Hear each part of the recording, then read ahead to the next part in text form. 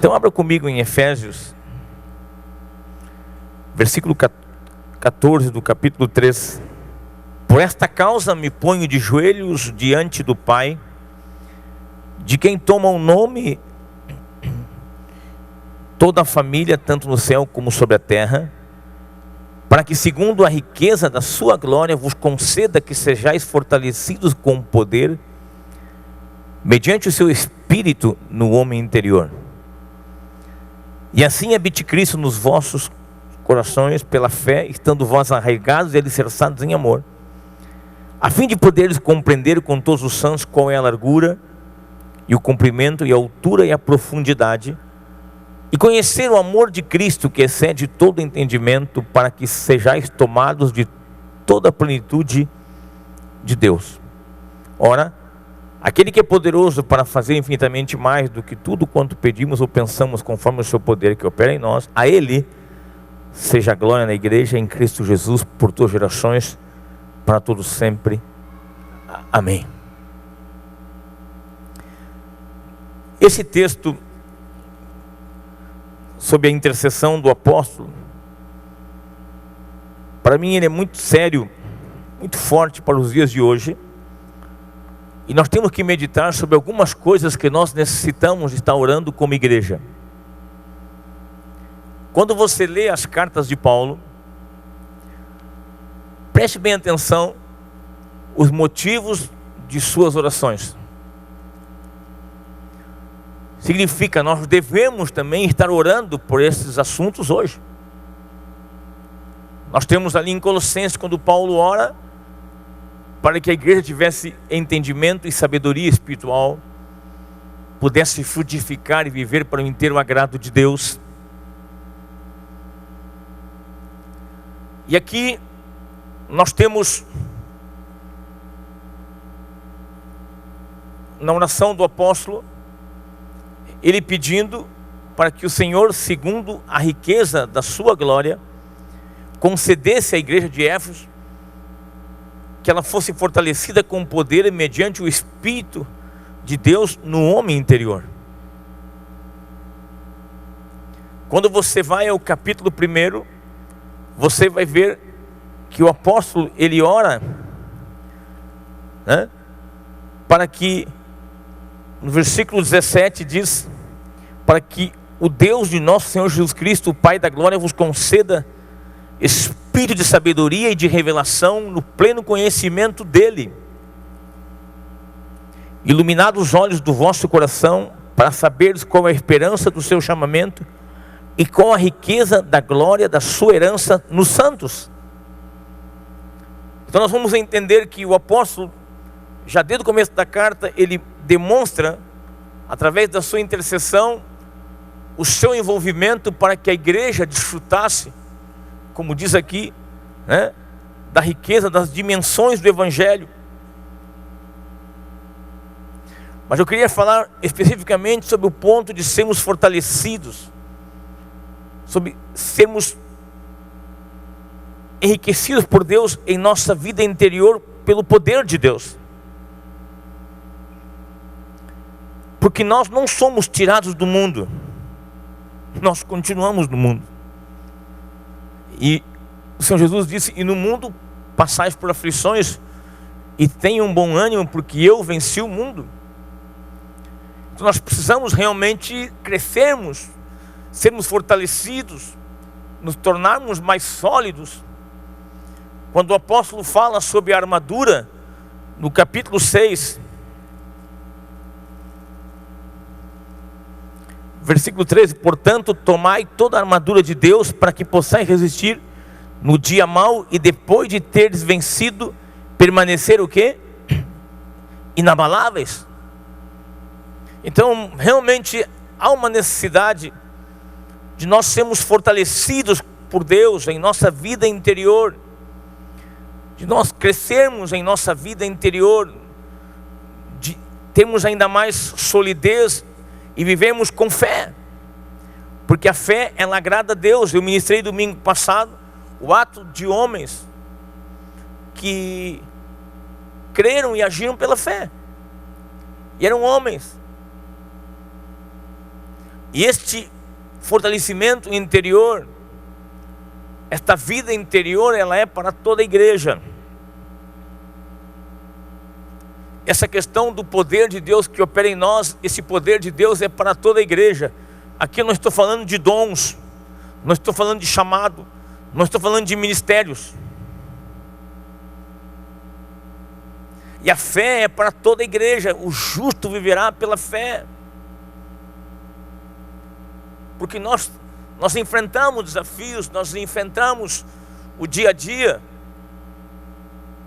E a nossa frutificação na fé vai tocar as pessoas. A nossa confiança, a nossa esperança, a nossa tranquilidade em Deus vai fazer com que as pessoas se despertem para saber o que está acontecendo com vocês. Como é que é esse negócio de fé? Então, como se fortalece? Como acontece isso? Temos uma vida interior fortalecida por Deus em nosso coração, certezas, convicções. Salmos 119, 130, bem conhecido.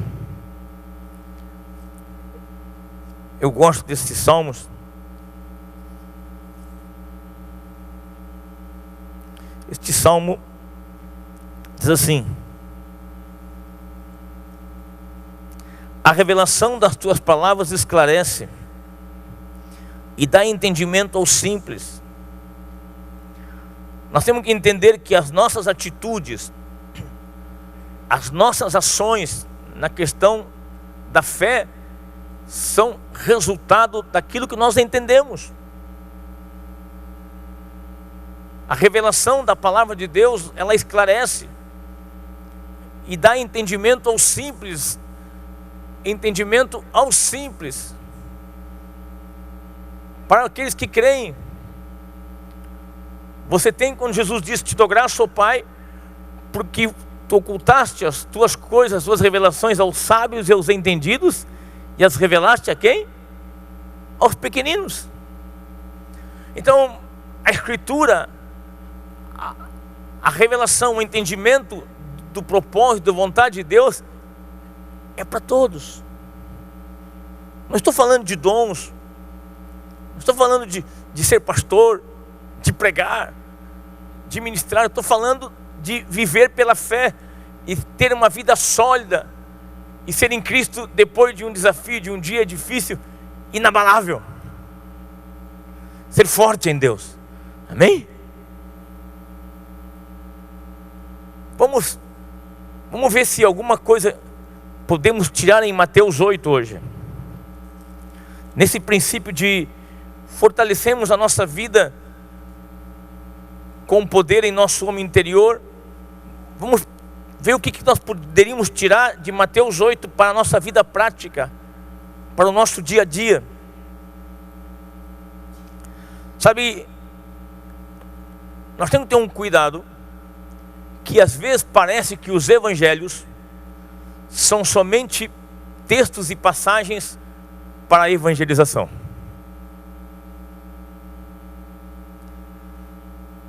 Ou os milagres no ministério de Cristo podem ser somente argumentos para que as pessoas entendam que o Filho de Deus esteve nesta terra com poder, fez o bem de Deus para todos, e Ele é o bem de Deus para todos hoje. Amém? Eu sou um pregador, um evangelista, que eu prego os evangelhos.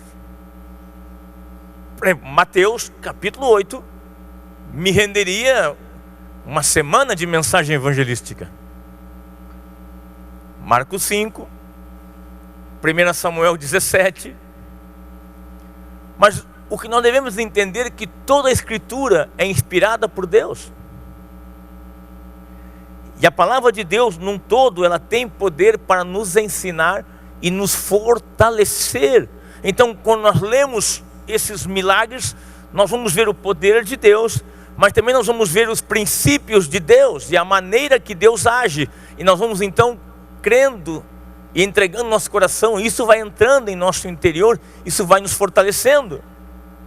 Por exemplo, Mateus capítulo 8, versículo 1, diz assim: ora, descendo ele do monte, grandes multidões o seguiram, e eis que um leproso, tendo se aproximado, adorou-o, dizendo: Senhor, se quiseres, podes purificar-me. E Jesus, estendendo a mão, tocou-lhe, dizendo: quero, fica limpo. Imediatamente ele ficou limpo da sua lepra. Nós temos aqui uma passagem de um sinal, de um milagre do Senhor Jesus. Mas nós temos aqui também 2 pontos importantes que são revelados nesse texto: o amor de Deus. Nós temos aqui o amor de Deus e nós temos aqui a vontade de Deus. Então, quando nós nos entregamos a que o Espírito fale conosco pela Bíblia, por exemplo, nós temos aqui como o amor de Deus. Nós temos Jesus tocando num homem que ninguém tocava. Então aqui nós temos uma experiência de um milagre do poder de Deus, mas expressado através do amor de Deus. Uma solução divina em poder, mas através do amor. Então também nós aprendemos aqui uma coisa: que não há nenhuma impureza em nossa vida, e não há nenhum pecado em nossa vida que impeça que o poder de Deus nos alcance. Deus nos ama, Deus nos toca. Nada pode nos separar do amor de Deus, amém? Outro ponto importante que nós devemos crescer, é uma dúvida que nós temos, que o leproso tinha: Senhor, se tu quiseres, tu podes me purificar. Quantos de nós aqui nesta noite sabemos que Deus é o Criador dos céus e da terra? Quantos creem que Deus criou todas as coisas? Levante a mão, assim fica mais fácil pregar. Quantos creem que para Deus nada é impossível? Foi o que o leproso disse: tu podes, Senhor, me purificar. Mas ele falou uma coisa interessante: se tu quiseres. Então existe uma coisa chamada dúvida em nós, que nós aprendemos que a dúvida, ela nos afasta do propósito e da bondade de Deus. Quando o leproso disse: se tu quiseres, tu podes me purificar, ele está dizendo o seguinte: eu sei que tu és poderoso, eu me prostro diante de ti e eu te adoro, mas eu não sei se tu quer me curar, não sei se eu mereço. Então nós ficamos também nessa dúvida, porque nós temos ainda muito em nossa vida um senso de acusação e pesar pelos nossos erros. Mas meu irmão e minha irmã, há um vivo e precioso caminho, que é o sangue do Senhor Jesus, que nos dá acesso com confiança e intrepidez na presença de Deus. Não é que você merece, é que Deus é misericordioso e bondoso. Eu não estou aqui em cima porque eu mereço. Estou aqui em cima por causa da misericórdia de Deus, por causa da bondade de Deus. Estou aqui em cima porque Deus é bom. E Jesus disse para o leproso: eu quero. Então nós temos que entender que as promessas de Deus são para nós. Nós temos que entender que uma vez que nós nascemos de novo e entramos para dentro da família da fé, nós podemos desfrutar do que prometeu Jesus: eu vim dar vida e vida em abundância. Nós temos que vencer essa dúvida: será que Deus quer? Será que é para mim? Será que não é para mim? Você tem que orar e dizer: Senhor, eu rejeito a dúvida, me fortalece com teu Espírito pelas tuas promessas em meu coração e me faz desfrutar de ti, Deus, nesta terra.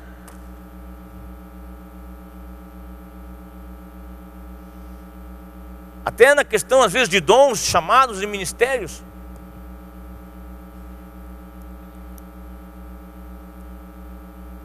Eu podia estar até hoje procurando ver se eu tinha ou não ministério. E eu quero que vocês saibam que eu fui muito provado nisso. Uma vez eu participei de uma junta com uma liderança, e alguém disse na junta: nós estamos te observando para ver se tu tens ou não ministério. Imagina que força que eu recebi. Nós estamos te observando para ver se tu tens ou não ministério. Isso eu aprendi, e nunca dizer para quem quer servir a Deus.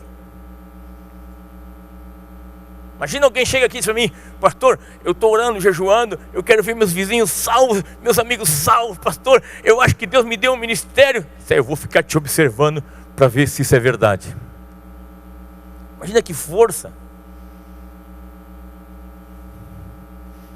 Então, são estas passagens, esses princípios, esses entendimentos e revelações da Escritura. Se tu queres, significa, uma vez que Ele nos salvou. O que diz em Romanos 8, 32? Não precisa abrir. Decore, guarde. Ora, aquele que não poupou seu próprio filho, mas antes o entregou por nós na cruz, porventura não nos dará com Ele graciosamente todas as coisas? Se nós somos salvos em Jesus, nós somos abençoados nele com toda sorte de bênçãos espirituais nas regiões celestes. Amém? Esse amém aí já chegou ao forro da igreja. Amém? Subiu um pouquinho mais. Mas em frente, por exemplo, nós encontramos a cura de um criado, de um centurião. Nós poderíamos tomar muitos exemplos. Diz assim, ó: tendo Jesus entrado em Cafarnaum, apresentou-se-lhe um centurião implorando: Senhor, o meu criado jaz em casa de cama, paralítico, sofrendo horrivelmente. Jesus lhe disse: eu irei curá-lo. Mas o centurião respondeu: Senhor, não sou digno de que entres em minha casa, mas apenas manda com uma palavra e o meu rapaz será curado. Pois também eu sou homem sujeito à autoridade, tenho soldados às minhas ordens, e digo: este vai, ele vai, e a outro vem, ele vem, e ao outro: ao meu servo, faz isto, e ele faz. Ouvindo isto, admirou-se Jesus e disse aos que o seguiam: em verdade vos afirmo que nem mesmo em Israel achei fé como essa. Esse homem não era um judeu, era um gentil. Ele era um centurião. O que era um centurião? Um oficial que cuidava de 100 soldados romanos.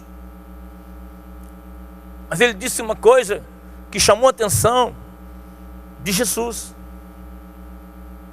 Ele colocou um princípio que nós temos que entender, meu irmão, minha irmã, que esse princípio, ele é bíblico, e se nós não andarmos nesse princípio, nós não vamos ver a glória de Deus. Quando a Bíblia diz: se creres vereis a glória de Deus, significa também: se vocês se submeterem aos princípios de Deus, vocês verão a glória de Deus. Ele coloca aqui um princípio que é o princípio da responsabilidade, do envolvimento e o comprometimento com uma missão. Ele diz para Jesus: eu não posso te receber na minha casa, eu não mereço que tu vá à minha casa. Vou falar nesse congresso sobre isso, sobre autoridade espiritual, mas não vou hoje entrar muito nesse detalhe, só fazer menção. Mas a autoridade é uma coisa que nós temos que atender e prestarmos atenção, que ela nos faz crescer e sermos fortalecidos. Ele diz: eu também sou homem, o quê? Sujeito à autoridade. O que ele está dizendo?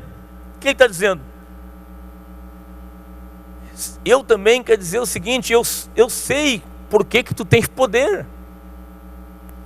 Eu sei por que tu tens autoridade. É porque tu és representante de alguém superior. O centurião disse: eu tenho empregados que eu mando para cá, que eu mando para lá, que eu chamo, ele vem, e eles fazem o que eu digo. Mas eu só tenho essa autoridade porque eu estou debaixo de uma autoridade maior. E quando nós entendemos que nós nos tornamos corpo de Cristo, nós compreendemos que nós temos a autoridade, como diz a palavra, para pisarmos sobre serpentes e escorpiões e sobre todo o poder do maligno. Nós temos autoridade para vivermos nesta terra em uma vida de vitória. Mas a nossa autoridade, ela está por causa daquele que é o nosso cabeça. Cristo é o cabeça da igreja. Então isso que Jesus disse é muito forte. Ninguém me disse isso no meio dos judeus. Tu reconheceu, tu viste que eu vim da parte do Pai. Quero orar pela tua vida agora. Vamos receber de Deus. Pai, toca-nos pelo teu Espírito, manifestando o teu poder, a tua graça e a tua bondade sobre cada vida. Oramos pela tua saúde, a tua paz, Senhor, tua bênção nas famílias. Senhor, em nome de Jesus, abençoa-nos pelo teu Espírito. Cremos em ti, toca-nos pelo teu poder. Em nome de Cristo oramos. Amém e amém.